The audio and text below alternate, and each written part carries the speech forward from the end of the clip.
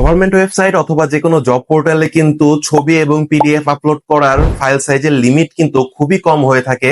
এর জন্য দুইটা ফ্রি এবং সিক্রেট ওয়েবসাইট দেখিয়ে দিচ্ছি। এখান থেকে কিন্তু আপনারা ছবি অথবা পিডিএফ এর ফাইল সাইজের লিমিট গুলোকে খুবই সহজে রিসাইজ করে নিতে পারেন। এর জন্য ব্রাউজারে এসে সার্চ করবেন ইমেজ রিসাইজার লিখে, এরপর প্রথম যে অপশনটি রয়েছে এখানে ক্লিক করে দিবেন। এরপর এরকম একটি ড্যাশবোর্ডে চলে আসবেন। এখানে যে ইমেজটাকে আপনারা রিসাইজ করতে যাচ্ছেন ওই ইমেজটাকে ড্র্যাগ এন্ড ড্রপ করে দিবেন। এরপর একটু স্ক্রল ডাউন করলেই দেখতে পারবেন টার্গেট ফাইল সাইজের একটি অপশন রয়েছে। এখানে কিলোবাইট অথবা মেগাবাইটেও কিন্তু আপনারা ছবিটিকে রিসাইজ করতে পারেন। সো আমি কিলোবাইটে রেখে 60 কিলোবাইট লিখে দিচ্ছি। এরপর রিসাইজ ইমেজে ক্লিক করে দেওয়ার সাথে সাথে দেখতে পারবেন আমার ছবিটি কিন্তু 72 কিলোবাইট থেকে 49 কিলোবাইটে কনভার্ট হয়ে গিয়েছে। এরপর ডাউনলোড ইমেজে ক্লিক করে দেওয়ার সাথে সাথেই কিন্তু ছবিটি আপনার ডাউনলোড হয়ে যাবে। এরপর পিডিএফ কে রিসাইজ করার জন্য 11 জন লিখে সার্চ করবেন আপনারা। এরপর প্রথম অপশনটিতে ক্লিক করে দিবেন। এরপর এখান থেকে পিডিএফ টুলের এই অপশনটিতে ক্লিক করে কম্প্রেস পিডিএফ এই অপশনটিতে ক্লিক করে দিবেন। এরপর এখান থেকে আপনাদের ইচ্ছা মতো যে কোনো PDF K drag on drop করে দিবেন। এরপর কম্প্রেস লেভেলটা আপনারা আপনাদের ইচ্ছা মতো সেট করে কম্প্রেসে ক্লিক করে দেওয়ার পরেই দেখতে পারবেন